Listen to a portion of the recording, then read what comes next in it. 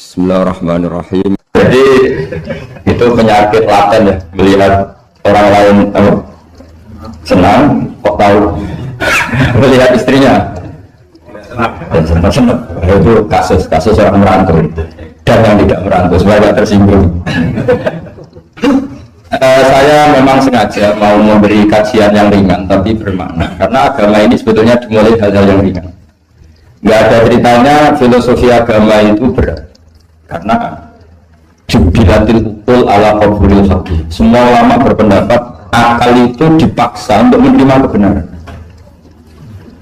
Saya pernah ditanya seorang dokter, dia tanya gini, Pak, zina itu kan enak, kenapa haram? Lalu nggak enaknya zina di mana? Terus dia saya tantang, andai kan zina wajib kamu bingung, kok bisa? Kalau setelahnya terus tak suruh lagi kamu bisa, ya tidak bisa, maunya. Akhirnya dia mikir ya, kalau wajib malah bingung, harus mengumpulkan uang untuk murder, dan kalau dia senang seseorang nggak harus kesampai jam, ya kan? Kalau kamu senang seseorang kan nggak mesti dia senang kamu, kan repot kan? Kalau senang nggak mesti dia senang kamu, atau nggak senang maunya dibayarkan repot. Mendingan diharamkan terus nggak usah, kan enak malah. Tidur di kamar happy santai, syukur-syukur tergantung oleh sujud, oleh munajat, oleh kesenangan-kesenangan yang lain. Misalnya maling diharamkan ya, kalau kita boleh maling malah digebuki orang, malah repot. Barokahnya diharamkan tidak dapat pahala, tidak digebukin orang gitu. Sama, jadi perlu membuat argumentasi agama itu penting. Selama ini ada kesolehan amatir, itu yang sering saya kritik setiap saat itu, kesolehan amatir. Misalnya gini, kadang-kadang orang mau gini, Islam itu repot, mau kekbar gak boleh, mau bebas gak boleh, nanti kan boleh semua kan enak. Pertanyaannya adalah, ketika boleh semua, apakah lembaga maksiat itu tidak ada aturan? Kan tetap ada aturan. Boleh pakai kalau bayar, itu aturan enggak? Aturan. Kalau yang cantik mahal kan aturan. Kalau homer atau arak yang enak mahal kan aturan. Artinya gini, di tempat yang maksiat pun banyak apa? Aturan. Kenapa aturan di tempat maksiat kamu anggap kebebasan, sementara agama mengatur kamu anggap pengekangan? Ini namanya soleh amatir, apa? Soleh amatir itu yang latihan soleh. Tapi kalau solehnya sudah lama, kayak saya ini masuk soleh sudah lama, tidak tahu saya. Dari Gus Bak Syukur yang nggak senang namanya akan komentari ujub, ya sudah lah, itu biasa manusia seperti sama orang yang senang akan bilang pemikir serius, yang nggak senang ngomong orang kita itu ya gitu, yang senang bilang itu sibuk mau itu, yang nggak senang kan bilang kita itu. Jadi itu kan nggak usah dipikir lah, komentar orang itu nggak usah dipikir. Jadi ini penting saya utarakan. Sehingga saya berpikir, terutama untuk zaman akhir, saya ulang lagi terutama untuk zaman akhir, saya buktikan sekian ayat. Sebenarnya saya hafal Quran, tapi ini tak bawa Qurannya, karena nanti kamu bisa nyari ayatnya. Syukur-syukur kamu bisa nyanyi saya hafal Quran, bagus ini. Kalau enggak ya kacau. Sekarang banyak orang bantah orang hafal Quran, dia sendiri nggak hafal. Saya sering di Jogja, saya mau tanya tafsir sama jenengan, karena tafsir kemenang itu ada kesalahan sekian 2000 itu, tak tanya kamu hafal Quran enggak? Aduh repot ini pada saya. Ini kayak disem bingung sama lesbikal gitu. Kalau kelasnya agak sama mati soalnya.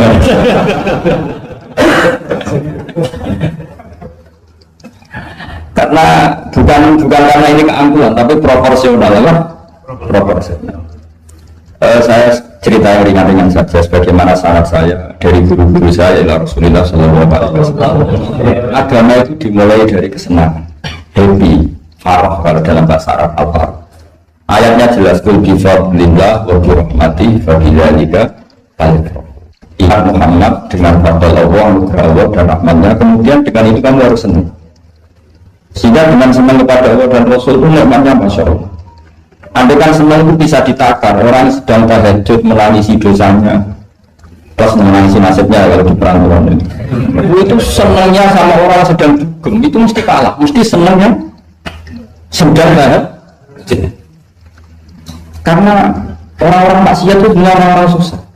Kalau tidak susah gimana? Setelah itu semua ditanya, senangnya gimana? Tidak tahu dia mabuk. Sementara senang kami ingat betul tadi malam saya nangisi dosa-dosa saya, nangisi nasib saya, kemudian tenang karena kembali ke Allah, kembali ke Rasul. Itu luar biasa senangnya. Tapi masalahnya sekarang ibadah itu kayak ancaman. Kalau ada pondok mewajibkan tahajud, itu santrinya itu sudah delik dulu. Kalau di masjid-masjid gini itu kira-kira diwajibkan tahajud, orang juga protes, punya aliran sesat, sunat diwajibkan. Jadi agama itu banyak keunikan, tapi yang jelas saya pastikan kamu harus senang. Kata Rasulullah SAW, mankum nafihi wajata halawatal iman. Tiga hal ini, kalau tiga hal ini ada pada kamu, ada pada kita, pasti kita ini menemukan halawatal iman, manisnya iman. Yaitu satu, ayyaku nawar wa rasuluhu ahabba ilaihi mimma siwahuma. Bahwa Allah dan Rasul itu lebih Anda cintai ketimbang yang lain. Mencintai Allah itu nikmatnya, Masya Allah. Caranya gimana supaya kita istiqomah ibadah? Anggap hidup kamu itu sehari. Saya ini di Jawa, kalau di besar, tapi nyawa 200.000 itu berapa banyak sekali. Bukan banyak sekali. Karena saya hitung hidup itu per hari. Karena aturannya orang soleh, sama tak ijazahi, pasti kamu gak mau. Karena kamu pecinta Allah. Pasti gak mau. Syarat sahnya orang soleh itu harus menganggap hidup itu hanya sehari. Hanya apa? Wa'amal li akhiratika ka'annaka tamutu ghadan. Beramalah untuk akhiratmu seakan-akan besok mati. Coba kamu yang di perantauan, bayangkan maksiat sampai 60 tahun ke depan kan berat. Sampai seminggu aja kira-kira berat kan. Tapi kalau bayangkan saya tidak akan maksiat semalam ini karena besok saya mati, sukses. Besok berpikir gitu lagi, saya tidak akan maksiat kan hanya sehari. Ternyata besok hidup lagi. Berpikir gitu lagi, tahu-tahu mati betulan setelah 60 tahun. Jadi itu apa ya, satu konsep dari Rasulullah supaya orang itu meninggalkan maksiat itu ringan karena bayangannya hidup banyak. Coba yang ahli maksiat itu diberitahu besok kamu mati, kira-kira malamnya masih ada. Kamu maksiat itu karena bayangan hidup masih lama. Makanya kata Al-Quran, wahai orang-orang yang beriman, alam yakni lilladzina amanu an takhsha'a qulubuhum li dzikrillah wa ma nazala minal haqq. Orang-orang iman itu sudah saatnya khusyuk. Kamu jangan seperti orang-orang dulu. Orang-orang dulu faqala alaihimul amatu faqasat qulubuhum. Orang itu menjadi wangkot, menjadi keras hatinya karena merasa hidupnya itu panjang.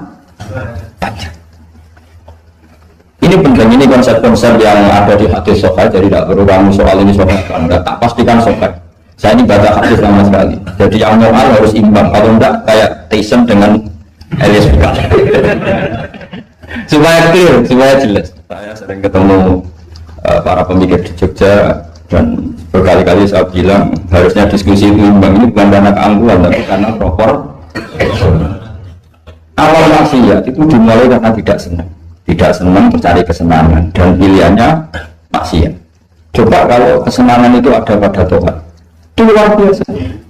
Sampai Rasulullah itu menggambarkan ketaatan yang baik itu ada hadis yang mungkin kalau orang Jogja, orang Solo itu tidak siap karena agak prianya.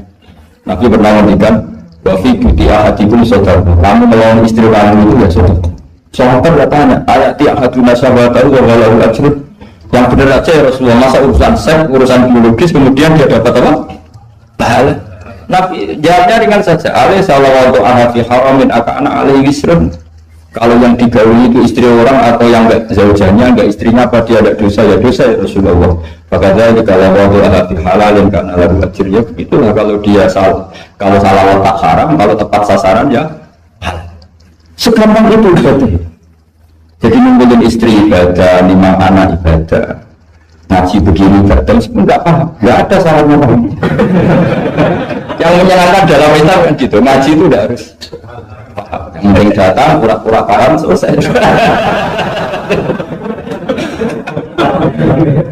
Bahkan saya pernah dibully oleh santri itu, ya kalau orang ajar santri itu, ya santri ngaji dengan jenengan, santri tua-tua gitu. Itu Gus, dengan sama saat nanti di surganya tentu saja. Kenapa? Karena kata Rasulullah SAW itu man salaka thariqan yaltamisu fihi ilman sahalallahu lahu thariqan ilal jannah. Orang yang mengambil jalan, yang mencari jalan, berjuang sekolah, nyari ilmu. Nyari yaltamis itu maknanya nyari iltimas. Maka orang yang mencari ilmu itu sahalallahu lahu thariqan ilal jannah, akan dimudahkan jalan ke surga. Itu yang nyari bagus. Kalau sudah ketemu kayak jenengan tidak masuk hadis itu. Makanya bersenanglah yang sedang nyari tapi belum ketemu. Karena hadis itu untuk yang masih itu pasti sampai anda saya. Wah saya mikir, wah ini nyari hadis apa yang bela saya? Karena hadis ini itu tidak mihak saya, tidak mihak yang sudah ketemu. Yang namanya nyari kan belum ketemu, maka bergembira yang nyari ilmu udah alim-alim. Kata syaratnya, ya kan? Man salaka tariqan yaltamisu fihi ilman sahalallahu lahu tariqan ilal jannah. Siapa yang berjalan atau menempuh satu perjalanan mencari ilmu. Di mana-mana mencari itu sudah ketemu belum? Belum. Berarti kiai masuk hadis itu enggak? Alhamdulillah. Nah, kiainya sudah ketemu. Maka bergembiralah benar. Saat tak paham, keadaannya masih mencari. Makanya kalau mau paham jangan paham. Karena saya ini kebetulan memang peneliti hadis dan saya banyak menghafal hadis karena saya suka dengan kalimat-kalimat jamiah, kalimat-kalimat yang komplit dari Rasulullah SAW. Sehingga menghafalkan hadis saya itu banyak dan imbang itu ya balance kalau dalam bahasa Indahnya. Saya termasuk menghafalkan hadis wa innal alima la yastaghfiru lahu man fis samawati wa man fil ardi hatta al-hitan fil bahr. Sebagian riwayat wa inna mu'alliman nasi al khaira la yastaghfiru lahu man fis samawati wa man fil ardi hatta al-hitan fil bahr wa hatta an-namlatu fi jufriha. Ini hadis tandingan. Jadi yang tandingan tidak hanya 01 02, hadis juga ada hadis apa? Tandingan. Tidak apa-apa, ilmu itu memang butuh apa? Butuh perimbangan ya, butuh balance. Nggak boleh ilmu, tapi karena ilmu nggak pantas diomongkan tandingan gitu aja. Kata saya ada hadis yang bunyinya gini.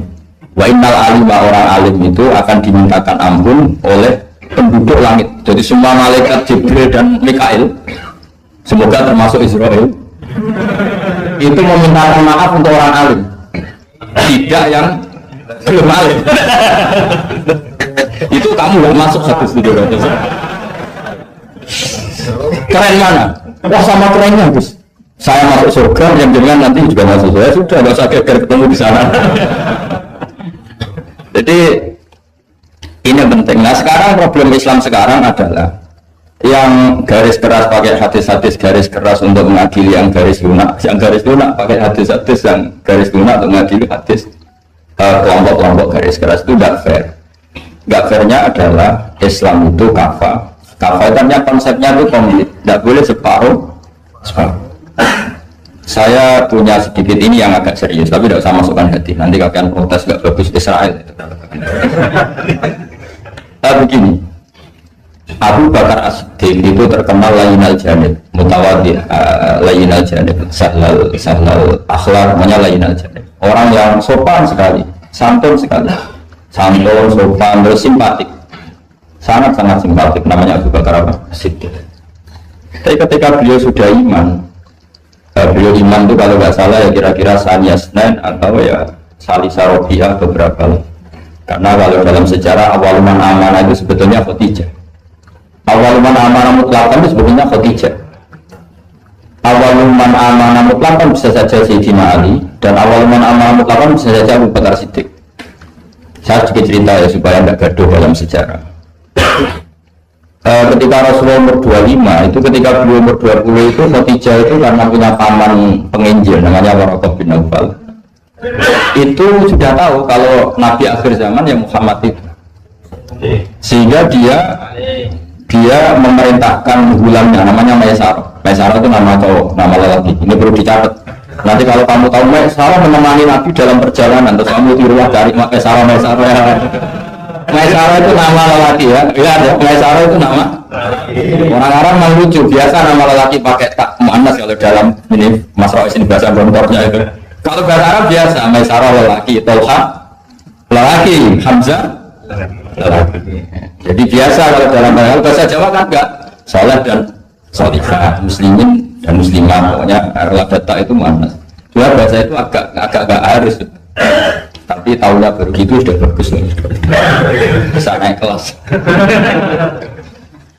Akhirnya Maisarah itu disuruh Khadijah khusus untuk meneliti Muhammad. Dulu masih jangkar karena belum Rasulullah. Setelah diteliti di perjalanan ke Syam, ikuti dagang, Semua keajaiban dan alamat nubuwah itu ada semua, termasuk tuhil lulul wama tuti urus sahai. Setiap perjalanan yang terik itu matahari pas apa? Rumah itu apa? Mendung mengayomi Nabi. Saya termasuk orang yang ditegur pernah di pohon tua yang dulu jadi alamat nubuwah. Di Jericho itu ada pohon tertua di dunia. Pas saat di situ malah ada film dokumenter Kristen pas itu. Karena pohon itu semua Nabi pernah duduk di situ. Termasuk Nabi Isa dan Nabi Muhammad SAW. Dan itu para pendeta tahu reaksi pohon. Jadi kalau duduk, kalau sampai yang duduk pohonnya agak reaksi biasa saja.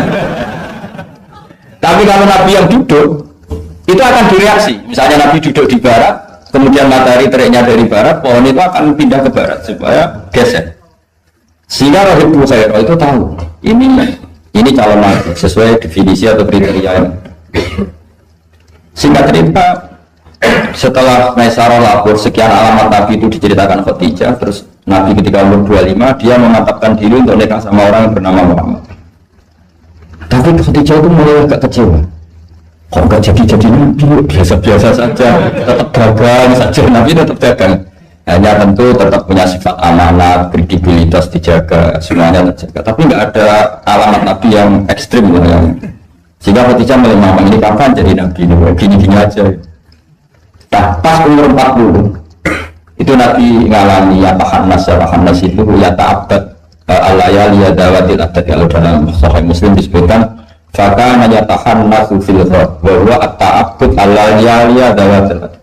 Yang dikatakan tahannus adalah menyembah Allah di gua, menyepi, kemudian beberapa hari. Terus di hadis itu juga diterangkan wa yatazawwadu lidzalik. Perlu dicatat dulu tirakannya Nabi itu ya bawa bekal. Bukan terus kelaparan 3 hari nanti fata morgana yang dilihat. Jadi ini perlu dicatat. Kadang banyak orang tirakat enggak makan 40 hari, enggak makan 3 hari itu malah bahaya. Karena yang dikatakan nur atau apa ternyata fata morgana karena lama enggak maka. Jadi perlu dicatat di hadis itu jelas ada kalimat wa yatazawwadu lidzalik. Ya Nabi yang normal bawa apa? Bekal, jadi tidak lapar-lapar amal, tapi tidak satu nampar kayak makan di atas tadi enggak ya. Kalau itu makan orang kelaparan gitu. Ya kan bagus lah, saking hormatnya sama kiai makannya banyak. Apa ngetes kiainya kalau banyak nggak kiai? Motifnya apa nggak tahu. Motifnya nggak tahu, tapi husnudal wajib. Panitia tenang saja, kiai itu wajib husnudal. Baca ini ya Muhammad. Nabi itu apa? Sehingga ini penting sekali karena jarang orang mengungkapkan ini. Kenapa jarang mengungkapkan? Kemungkinan satu tidak tahu. Dua, karena kadang dia itu yang manusia, Ustaz juga manusia. Kadang-kadang dengan tanda kutip itu ya pecundang. Dia ngomong yang dicintai pasar, itu yang saya sesalkan betul. Tidak ngomong yang dibutuhkan dalam khazanah Islam. Itu sangat kecewa betul. Dan semoga mereka itu tobat. Enggak boleh seperti itu.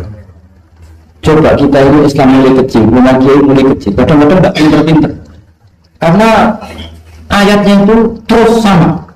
Kubu sebelah misalnya dari ayat ini, yang ini terus gitu aja. Kalau orang sunat diceritain Nabi Ibrahim sunat 80 tahun itu pakai palu, pakai apa itu kodum itu apa langganan. Kalau ada orang mati ya mesti kuliah nafsin. Kalau ada orang nikah mesti faman rohibaan sunati itu saja. Jadi umat ilmu tidak tambah, ya sudah siapa saja nikah ya itu aja, yang mati ya itu aja kuliah nafsin. Karena ya pasarnya seperti itu. Bos sekali-kali ada orang mati itu bilang, ayo pesta. Karena orang boleh ini sudah mati. Ngurangi beban bumi. Ngurangi beban apa? Syukurilah kematian orang fase gini. Itu nggak disangoni sampai. Sudah ada disangoni dibenci keluarganya. Iya enggak? Ya daripada gitu yang umum saja kulo nafsin. Kematian adalah mau ikut kafabil mau diwajib. Cukup mati sebagai nasihat. Ya ikut pasaran saja. Karena itu yang menghasilkan pasar. Tapi resikonya itu ilmu itu tidak tambah apa? Tambah. Ini kritikan saya. Semoga ini membantu ya, supaya ustadz itu kalau ngaji itu mikir yang dibutuhkan umat, jangan permintaan pasar. Itu tidak bagus. Saya datang ke sini juga bukan karena undangan. Saya bilang saya tanpa diundang pun datang ke Korea karena saya ingin sujud di dunia ateis supaya nanti keren. Keren betul loh, sama itu keren betul. Sujud di bumi, itu kerennya tuh hebat. Kalau sujud di Mekah, di Indonesia itu kan wajar. Ini sujud di bumi. Jadi kalau kamu ditanya, saksinya siapa kalau kamu sholat di gunung? Kenapa ini? Yang seru yang enggak yang lain yang gigi. Belum semua. Sama lagi. Itu malaikat mesti ngomong apa aja. Parah lagi kalau ditanya, sujudnya di mana? Di kamar mandi. Karena kalau pas kerja kan hanya dikasih waktu berapa? 5 menit. Dan itu pura-pura di kamar mandi. Keren nggak?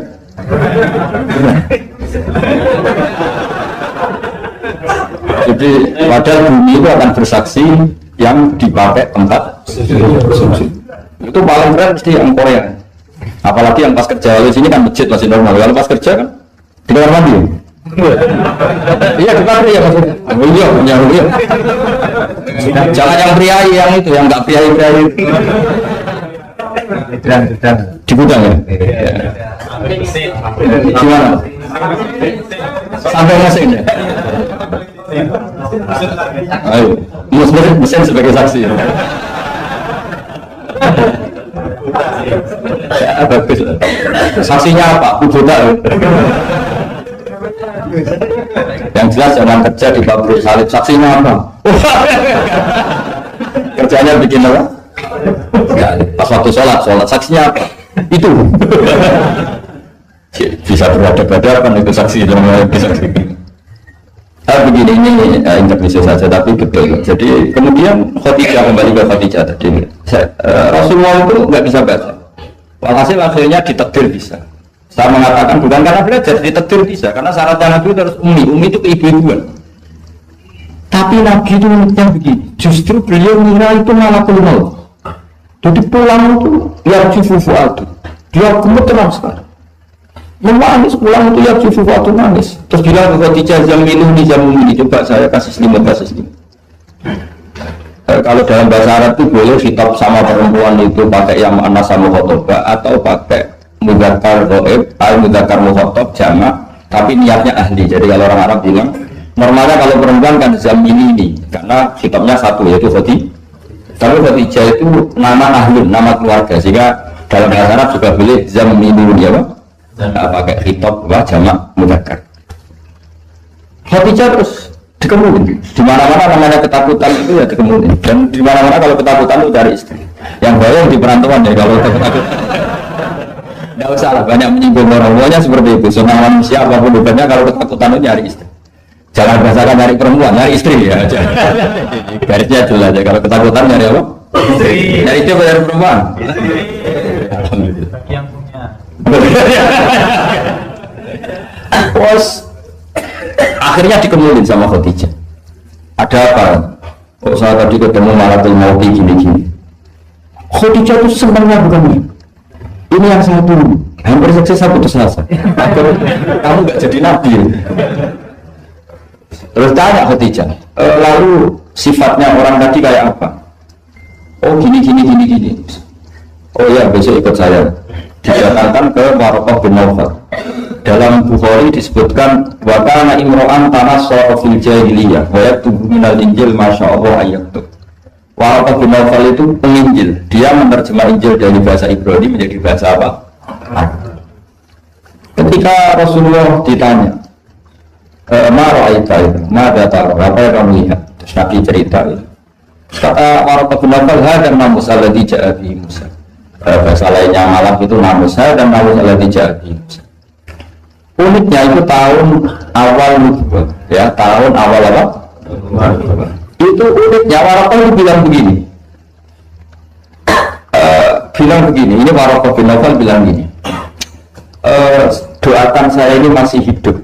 Khina akhrajata qaum, ketika kaum kamu ngusir kamu. Kagetnya bukan main Rasulullah, karena Rasulullah itu figur yang menarik, yang simpatik beliau putra tokoh Muhammad bin Abdullah bin Abdul Muttalib bin Hashim. Tokoh yang sangat hormat, beliau tidak punya kasus, beliau tidak orang yang dibenci, beliau orang yang sangat menarik. Kenapa harus ngalami diusir? Maka Rasulullah tanya, awamu kerja, masa betul umat saya mau mengusir saya? Tapi siapa? Para itu bilang, ya letani fiyajat anhi nak serjaka kau, doakan semoga saya ini masih kuat ketika engkau diusir kaum.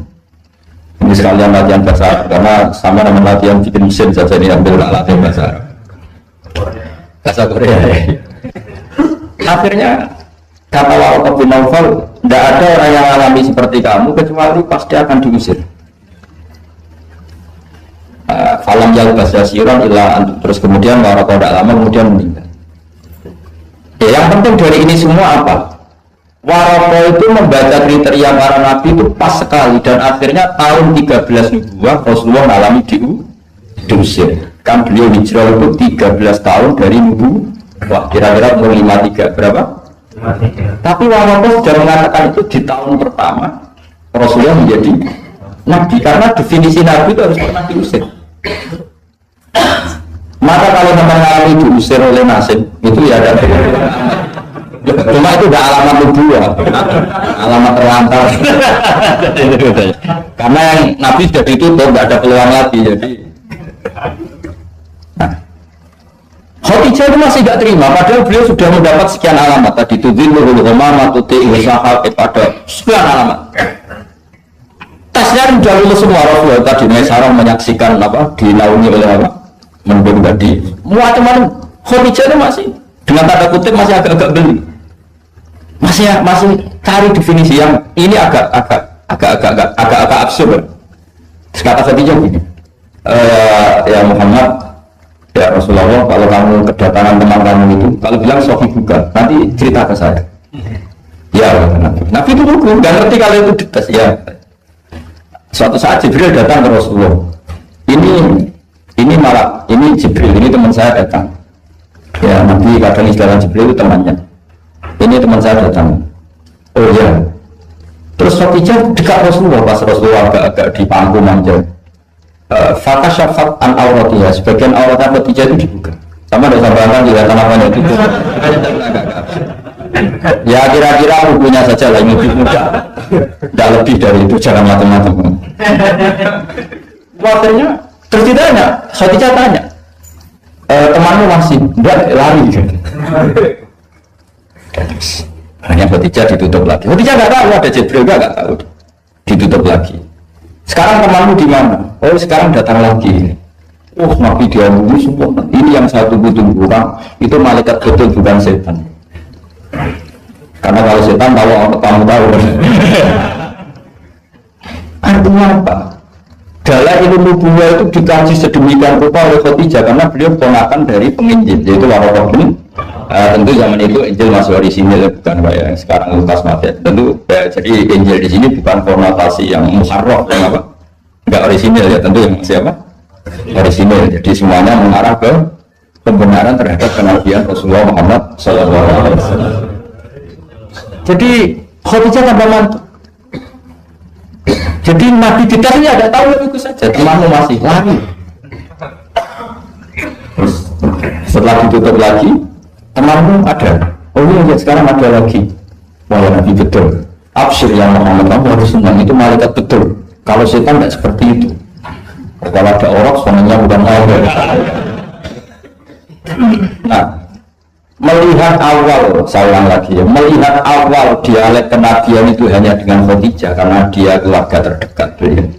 Maka sebetulnya amaluman amanah mutlaqon itu sebetulnya itu hampir semua ulama bilang itu Khadijah, bukan Abu Bakar. Tapi melihat peran Abu Bakar yang begitu sentral dalam mengawal Islam, orang bilang Abu Bakar. Melihat Sayyidina Ali teman kecilnya Rasulullah, orang bilang Ali. Sehingga berjanji itu, kita berjanji itu maulid itu kan sebenarnya kitab sejarah normal biasa, kitab akademik sebetulnya, bukan kitab mantra, kitab akademik. Beliau kalau ngendikan itu awal man amanah rijal Abu Bakar, wa minan nisa Khadijah, wa minas sibyan Ali, wa minal mawali Zaid. Supaya semua kelompok terwakili, semua kelompok. Karena kalau yang pro Abu Bakar dibilang awal man amanah Khadijah itu menurut yang bener aja kayaknya Abu Bakar. Yang pro Khadijah kalau dibilang Abu Bakar juga benar, yang pro Ali juga demikian. Akhirnya di tengah-tengah awal man amana minar rijali Abu Bakrin wa minan nisa Khadijah wa minas sibyan Ali wa minal mawali Zaid bin Aisyah. Pertama orang iman dari golongan lelaki tua, rijal lelaki tua, lelaki berumur itu Abu Bakar. Dari perempuan Khadijah, dari anak kecil Ali, dari mawali budak kan. Jadi itu sudah cara bahasa Arab itu takbir itu redaksi yang agak-agak ngeles. Jadi seperti gini lah, pendiri masjid As-Siratal Mustaqim itu siapa? Yang pertama punya ide tentu sebenarnya yang pertama, tapi kan ide tok belum terrealisasi. Nanti yang pertama terrealisasi pondasi juga pertama, tapi yang benar-benar mulai dipakai Jumatan itu juga pertama. Lagi lah supaya agak sensitif kita ini harus minta pertama semua, mau tidak mau kan kita harus ngomong awal man bana hadal masjid si'ah, tapi dulu belum ada ya bana ide. Wa awaluman misalnya pembalataan batu pertama untuk al-hijarah awalan ini. Wa awaluman yang jadi imam ya umur hadal masjid fil Jumat ini. Lain sampean wa awaluman merameni di masjid. Sudah enggak apa-apa, yang penting awaluman. Masuk kategori awal. Nah ini penting saya terangkan. Kembali ke Abu Bakar. Abu Bakar itu layin al-janib orang yang sopan. Dan itu bagus, tentu sopan itu bagus. Layin al-janib bagus. Tapi masalahnya Rasulullah itu dikepung preman-preman yang ganas, yaitu Abu Lahab, Abu Jahal, Walid bin Mughirah, Wa'il bin, semuanya preman yang ganas.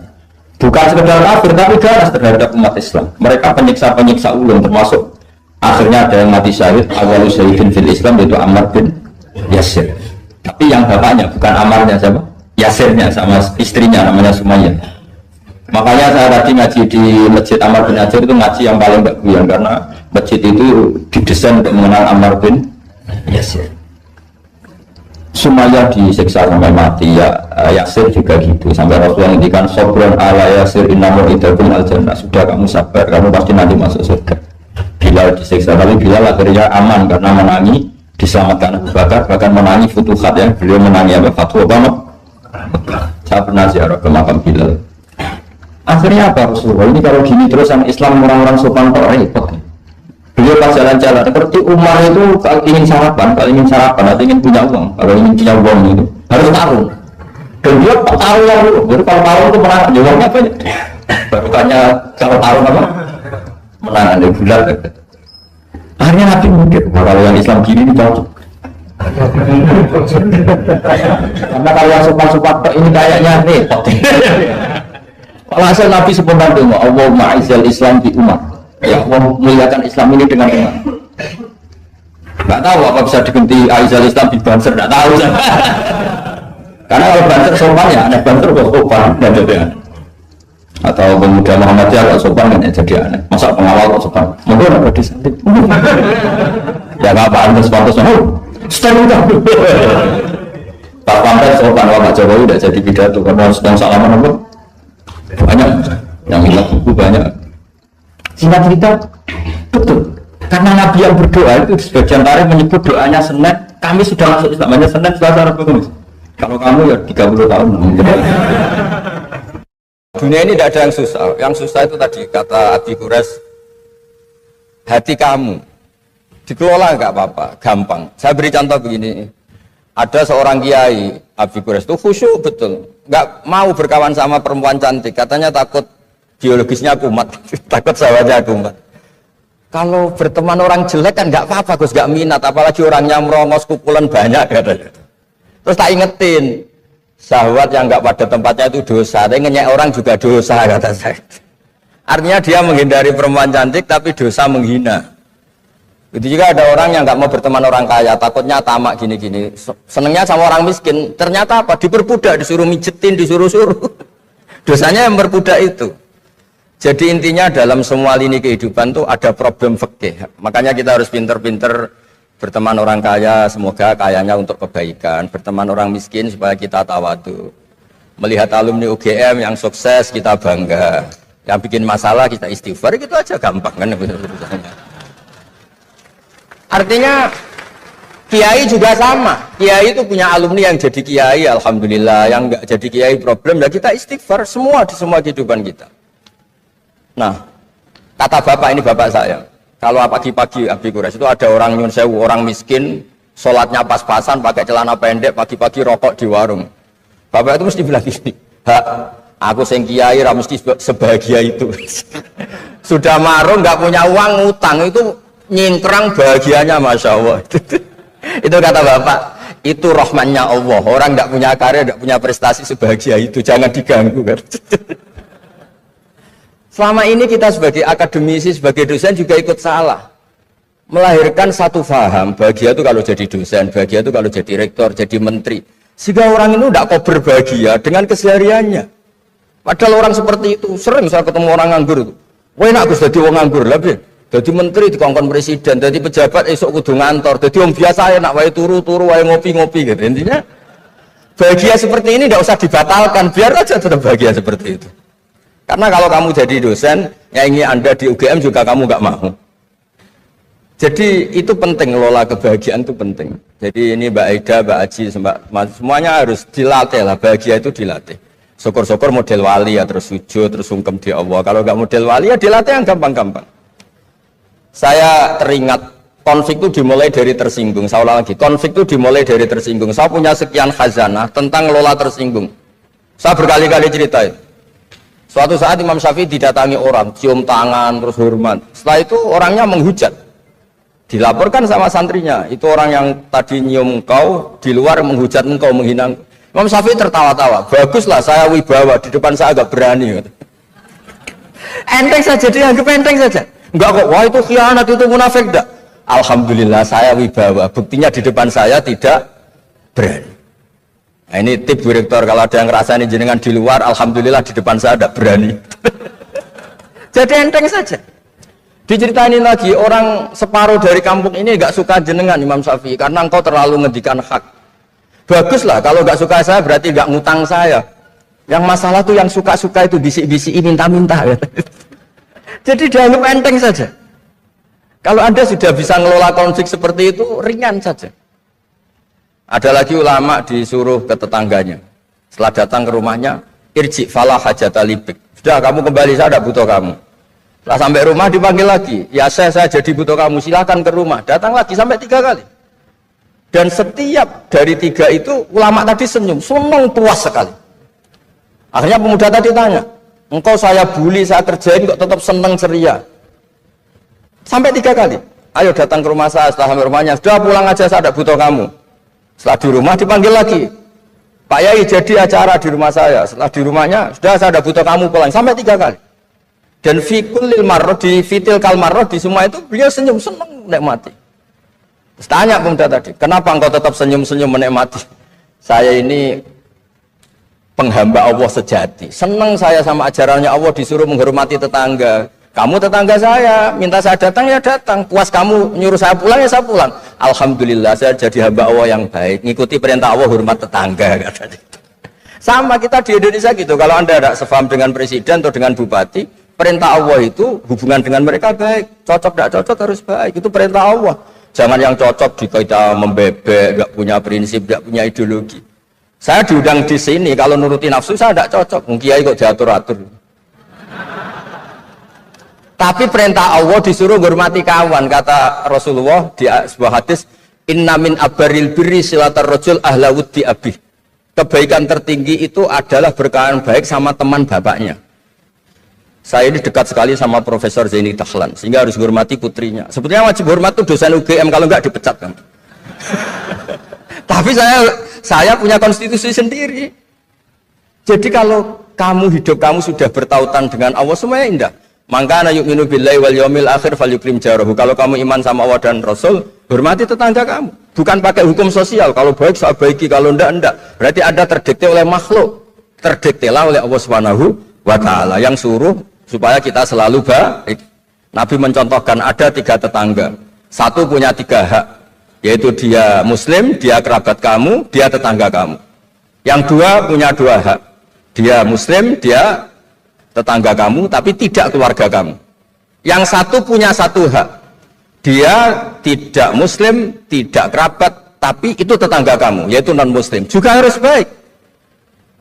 Suatu saat Khalilur Rahman Ibrahim ditemani orang Majusi, umurnya 70 tahun. Cerita ini ada di Ihya, di Ar-Risalah Al-Qusyairiyah. Ya meskipun ini tidak bidang Pak Munjid, tapi referensinya saya sebut sebagai penghormatan pada UGM. Kamus keren, masa ngomong tanpa referensi. Nah, itu nanti ini pasar gelap kata beliau. Kalau ada kiai yang referensinya tidak banyak kata beliau pasar gelap katanya. Saya minta makan kali ini saja. Kata Khalilur Rahman Ibrahim, hatta tuslima, kamu harus Islam dulu. Terus orang ini putus asa. Walla itu sudah pulang. Setelah sekian meter sama Nabi Ibrahim, sama Allah, Nabi Ibrahim dikasih wahyu. Ya Ibrahim, kamu tidak mau ngasih makan orang itu meskipun hanya 1 hari. Tidak, karena dia masih kafir, non muslim. Utimuhu ala kufri mutsab'ina sanatan. Itu orang sudah umur 70 tahun, tidak pernah kelaparan. Sayang Tuhan saja ngasih makan, kamu manusia tidak mau. Terus dipanggil akhirnya. Ya Majusi sini, tak kasih makan. Kenapa kamu rubah? Ditegur sama Tuhan. Karena kata Tuhan, saya yang Tuhan saja, yang dikafiri dia, tak kasih makan kok, kamu manusia kok ribet. Akhirnya dikasih makan. Jadi contoh-contoh muamalah kebangsaan, beda agama itu cukup. Referensi kita cukup. Yang enggak cukup adalah pikiran kita yang sempit, itu masalahnya pikiran kita. Wong Islam itu kepenak, enak betul. Saya punya saudara, punya keluarga, saya tadi cerita Pak Kures. Wah itu haternya banyaknya bukan man. Tapi bilang ke saya, dah Gus kita sama-sama wali. Syaratnya wali itu hanya 2. Dicintai banyak orang atau dihujat banyak orang. Kalau dihujat banyak orang itu ngilangi dosa. Kata. Islam itu enak, dicintai orang ya ibadah, dirasani orang ngilangi apa? Dosa. Maka kamu jadi dosa. Tenang saja. Kalau mahasiswa senang energi kebaikan, kalau tidak senang ngurangi dosa, kan enak kan? Monggo jenengan milih mana? Milih banyak pecinta apa banyak yang membenci? Tapi apapun itu terus kembali ke Pak Kures tadi. Yang semuanya dari semua itu adalah Allah Subhanahu wa Ta'ala. Kalau kamu nyari ridhonya Allah, enteng semua kan? Sudah enteng betul. Menyabari orang yang menyinggung itu ya ibadah. La takhtub farad dadamiraron faqala la takhtub. Tersinggung enggak marah itu ibadah. Wal kadhiminal ghaidh. Jadi itulah yang harus kita latih, saya itu sering ijtihad ya, bukan dengan makna yang mutlak ijtihad biasa. Saya ini termasuk kiai yang susah diundang. Saya datang ke sini bukan sebagai UGM, Bu Ofa itu putra dari Profesor Zaini. Jadi jangan GR Pak Munjid kalau saya diundang UGM terus Pak Jumawa undang, biasa aja. Biasanya bukan karena meremehkan UGM, enggak. Memang ada aturannya. Kiai itu kan ya jaga hatinya. Jangan-jangan diundang UGM mari takabur. Kan ya kita mikir. Kalau nggak mau, jangan-jangan takabur. Diundang kok nggak mau kan ya mikir. Ini cerita Pak Kures. Ini kisah nyata. Saya tuh pernah diterima kasih kiai kecil. Gus matur nuwun, Gus jenengan nggak datang kan? Oh iya. Kalau di dunia kiai itu kiai kecil kan diundang acara-acara kecil. Ya kira-kira salam tambah 200.000 lah kira-kira gitu. Gara-gara saya tidak datang dia lakon itu ya lakon dia yang disalami template, yang dicium. Oh itu kalau jenengan datang saya mahjub, saya tegak kanggo. Gitu. Jadi dianggap uang 200.000 itu dari saya. Ternyata menghadiri acara kecil itu tidak solusi juga. Kalau kita kiai besar datang ke acara kecil, ini namanya menghentikan rezekinya yang kecil. Itu ibarat toko besar dekat kelontong kecil. Gitu. Tapi kalau tidak datang, sombong betul setelah kiai besar diundang yang kecil nggak mau.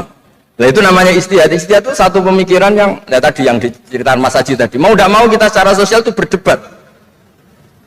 Sebaiknya kita ini merakyat apa enggak?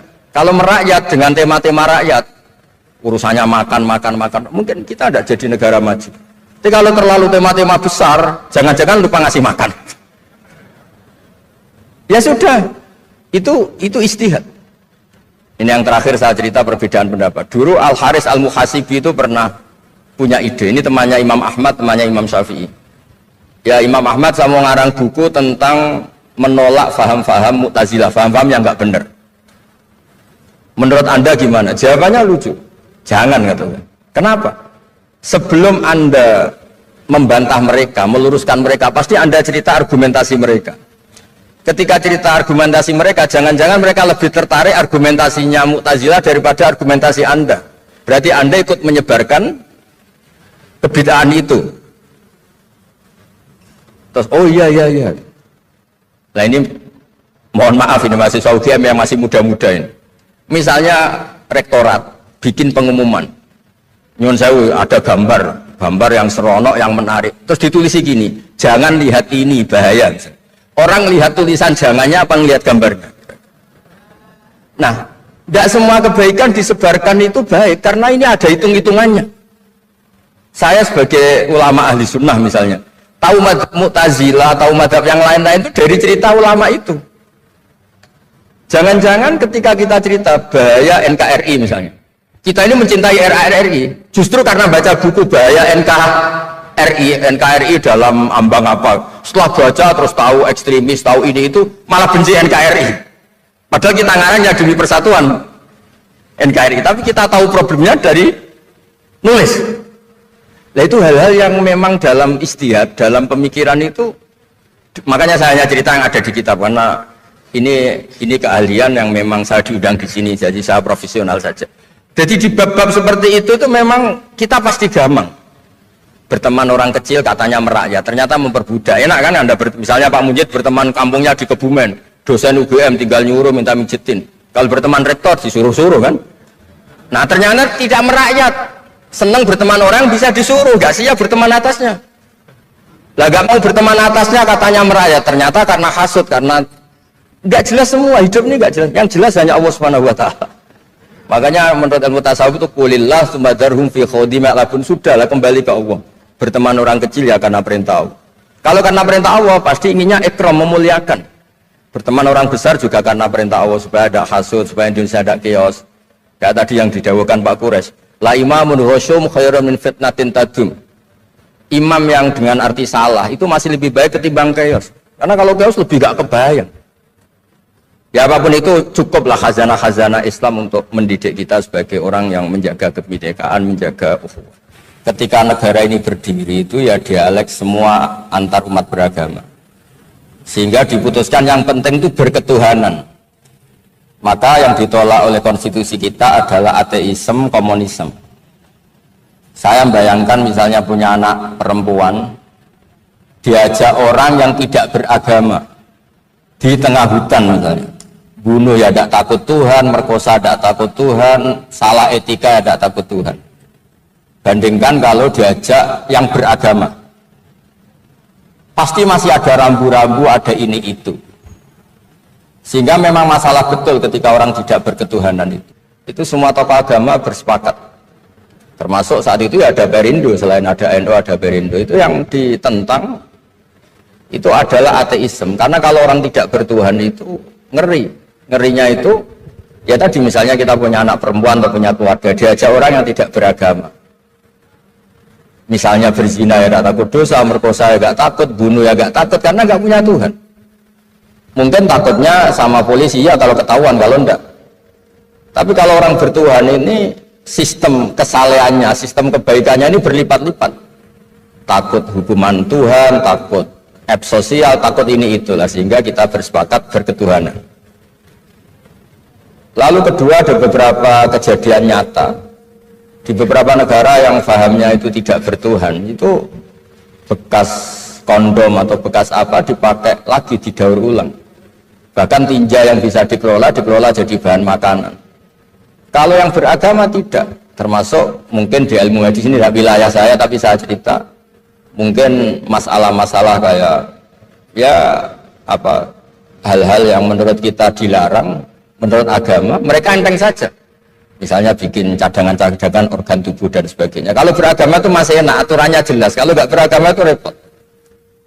Sehingga saya cerita sedikit lagi-lagi karena kadung dipuji ahli Quran Pak Quraisy sama saya. Saya cerita. Dulu ketika Rasulullah itu sugeng masih hidup, itu ada kekuatan politik. Satu Romawi bertuhan, yang satu Persia tidak bertuhan, tidak berkitab suci. Ketika Romawi kalah, itu Rasulullah itu susahnya bukan main, karena yang masih mentautkan diri dengan Tuhan kalah sama yang sudah tidak bertuhan. Dan ketika akhirnya Persia yang kalah, yang menang Romawi, Nabi itu ikut senang karena yang bertuhan mengalahkan yang tidak bertuhan. Kenapa penting bertuhan? Karena bertuhan itu setidaknya punya aturan. Melakukan ini dosa, melakukan ini dosa.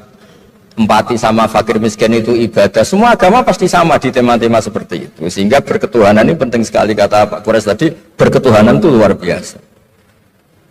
Terus kedua, ini penting juga. Saya mohonnya, saya pernah juga disowani beberapa tokoh dari Mabes Polri. Saya sering bilang, Indonesia, utamanya pejabatnya harus terima kasih sama seluruh rakyat Indonesia. Karena itu aset yang sebenarnya Indonesia, ya seluruh rakyat Indonesia. Saya cerita satu cerita ini hadis sahih di Bukhari, nggak bisa dipertentangkan. Ini hadis sahih di Bukhari di Muslim. Di antara yang diapresiasi Allah itu adalah potensi jahat kita tidak menjadi, tidak kita wujudkan. Kalau seluruh rakyat Indonesia, tidak usah seluruh, 1/4 kita ini maling semua. Itu negara miskin kok, karena biayai kita di penjara 2 tahun, 3 tahun.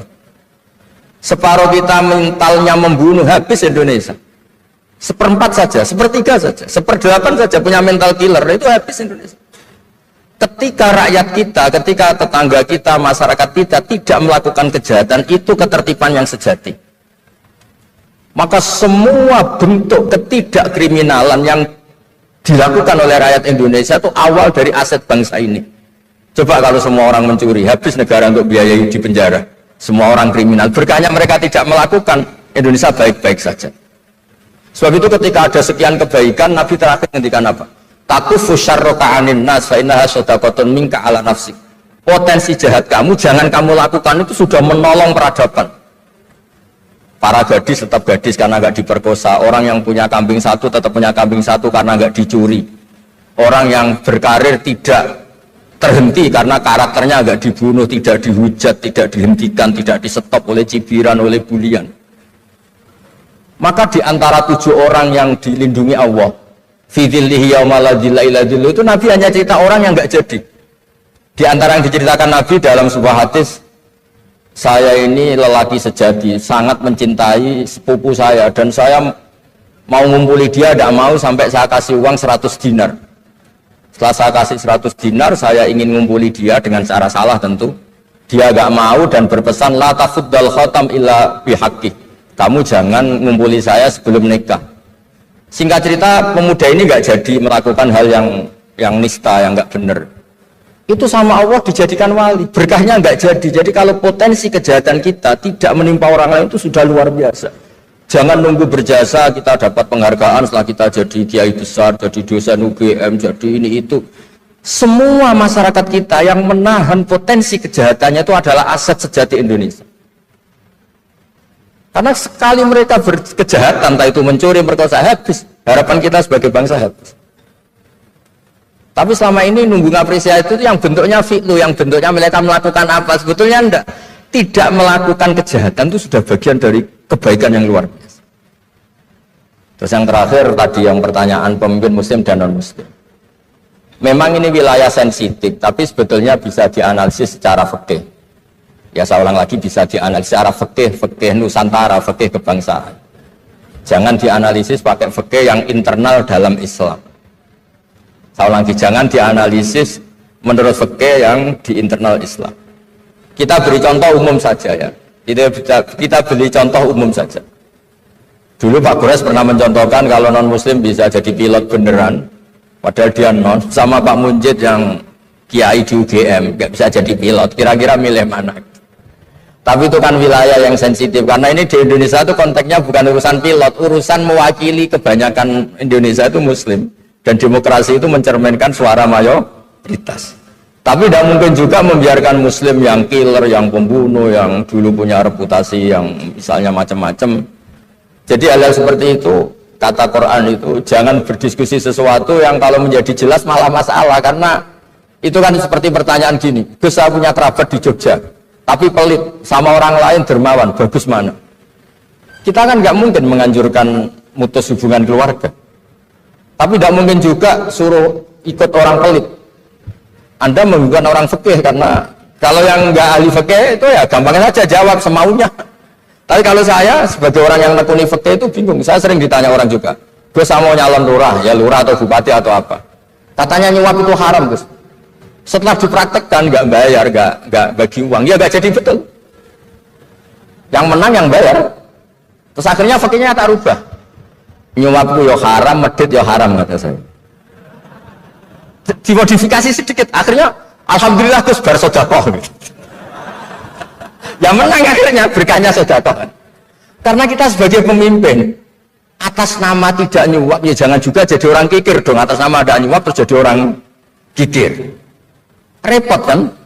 Tapi jangan juga bayar yang sampai merubah hukum dari orang yang nggak layak mimpin karena bayar menjadi pemimpin itu ya jangan juga sampai gitu. Ya akhirnya saya bilang nyuap itu haram, medit juga haram. Alhamdulillah barokahnya kombinasi fikih ini. Ya nyuapnya tetap haram tapi rakyat tetap dapat uang gitu.